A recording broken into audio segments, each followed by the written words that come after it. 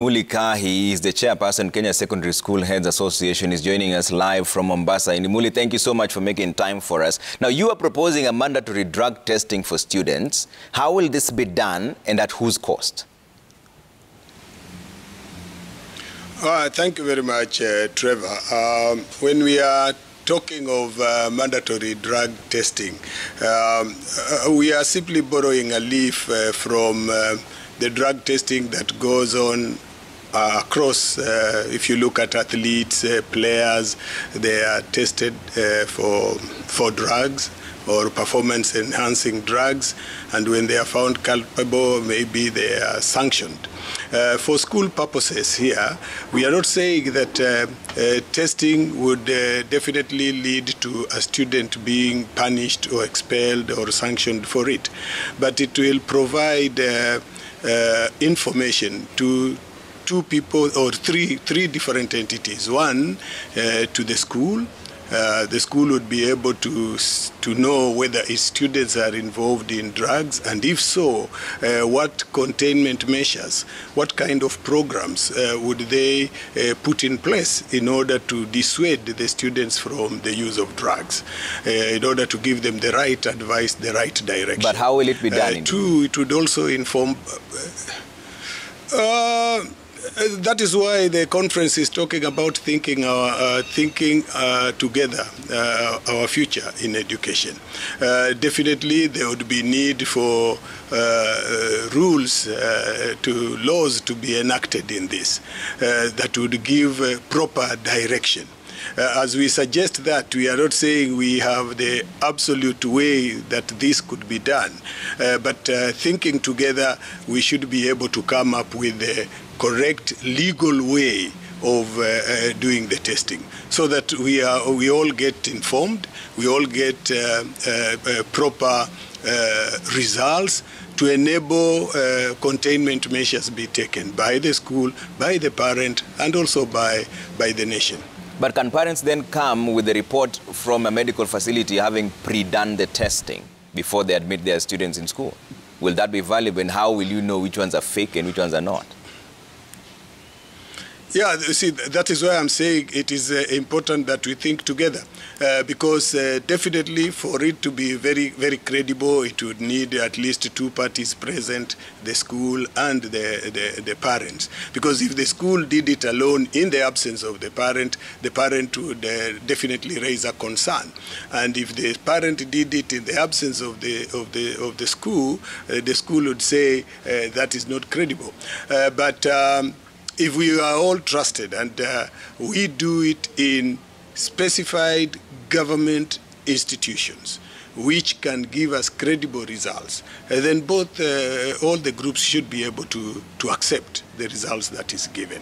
I know that would cause an issue because everybody will want to know how credible are the results, whether taken by the parent or taken by the school in the absence of the parent. But if we got the laws very well done and institutions identified that can give credible results, then we should be able to go with the results findings and come up with the ways and means of helping those who may be in drugs, or informing those who are not that they are okay and they should try not to indulge in such. Yeah, but as you're discussing with your fellow school heads, will this be done randomly? Will it be done at the opening of the schools? How and at whose cost?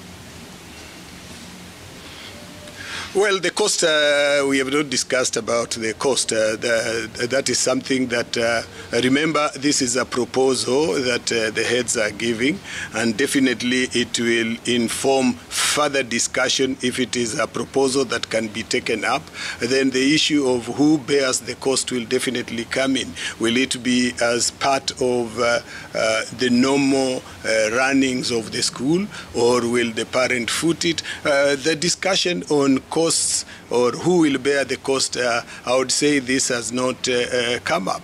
Of course, within us, there are those who feel the testing can be done when the students are coming in school. There are also those who feel it can't be random.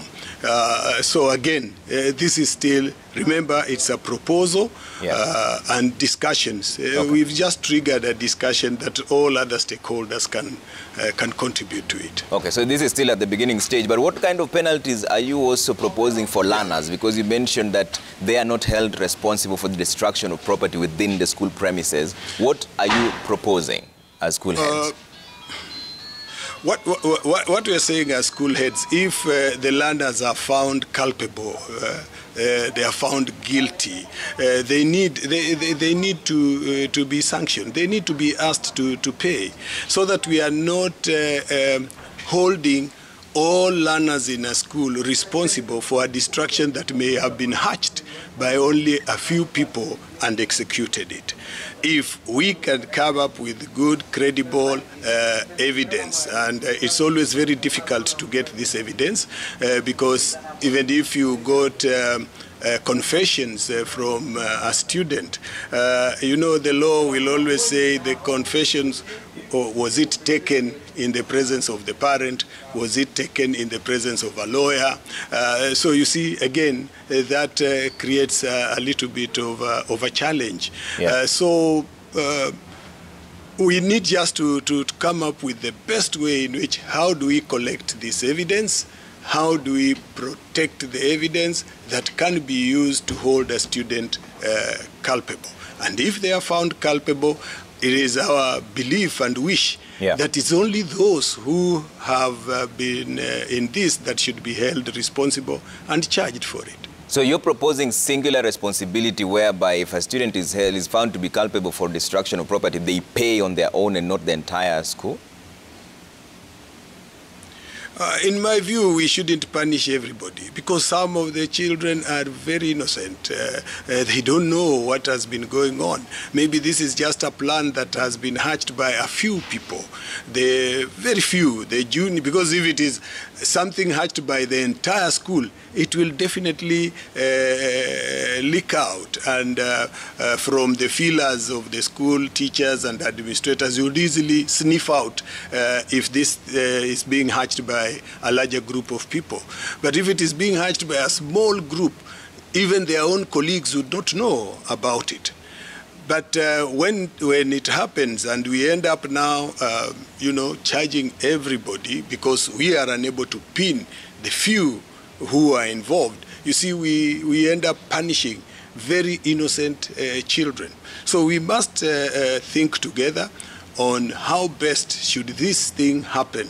How do we hold those responsible culpable? I know there have been arguments that we too are the cause, and of course, as I've said before, if we are found to be the cause, definitely the Teacher Service Commission has its procedures on disciplining us when we have erred. There are those suggesting that boarding schools should be banned. Would that be a solution? That could not be a solution. By nature of our country, the way we've come up, boarding schools have been very lucrative, a very acceptable norm that when a child is transiting from primary, many parents would wish them to go to a boarding school. And that is why anytime the minister announces Form 1 placement, you will always find parents scrambling to take their children to certain boarding schools. So it may not be a solution to scrap, but we can only look at how do we make the boarding schools more lucrative? How do we try to make them more accommodative? And this, again, as I said, it involves the parents, it involves the school administration and board of management. Remember, government does not come in very much when it comes to construction of dormitories. So if parents choose to take their children to a boarding school, then my view and the view of many of my colleagues is let them also be ready to contribute in improving the boarding facilities. All right. In the conference, you're also speaking about the CBC, and there's a commissioning of 10,000 classes from the national government. Are the teachers ready for the double intake that's coming up? And are those 10,000 classes sufficient to cover the CBC? Maybe at that point, what I would like to say is the government has done its best. At the moment, I'm sure every day in your news item, you are announcing CBC classes being opened here, two there, and across the country, the government has built these CBC classes. This we need to appreciate. And we are aware that the second rollout is going to come, maybe when we open. So government is doing its part.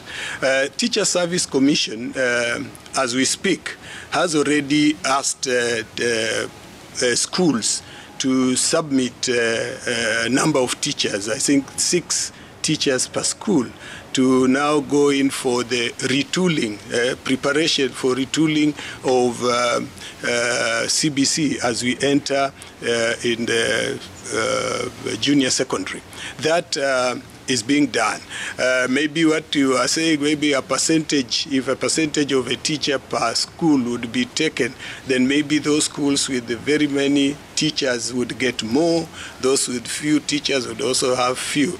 Because if you have a staff of about 70 in our very large schools, or 80, and there are 6, then maybe the number is more. But this is something because Teacher Service Commission is beginning, and we have the whole year to work on this. I'm sure as time goes, the number should be increased. So slowly and slowly, I would say we will be prepared for the students that are coming in. Infrastructure-wise, government is doing its part. And I remember the last time the minister was commissioning classes in our school. Yeah. He did mention that from classes they would go to maybe library, laboratories, and the same. So the government, I believe, has a plan which will see them being improved. As we wind up on this, there's a lot of confusion in terms of CBC. In fact, let me bring up that structure. It's supposed to be 2663. That is the structure for the CBC as we speak. 2 years pre-primary, 6 years primary, that is 8 years, which is the current format. Now here is where the rubber meets the road. 3 years junior secondary, 3 years senior secondary. Currently there are 4 years in secondary. Where will these 2 extra classes be domiciled in Ndimuli? I think the issue of domiciling the classes of junior secondary had been reached some times back. And as we move forward, we are aware that they are going to be domiciled in secondary institutions.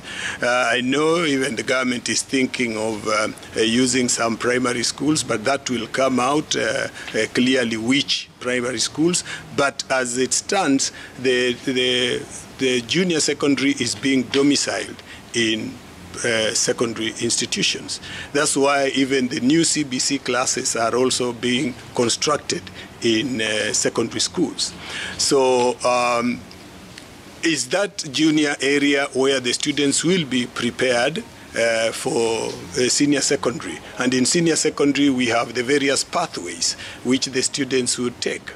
And that's why I've always said there is need for all stakeholders to be able to talk and read about the basic curriculum framework. The basic curriculum framework clearly gives out how the CBC will be rolled out, what kind of teaching and learning will take place in junior secondary, and as they prepare to go to senior secondary.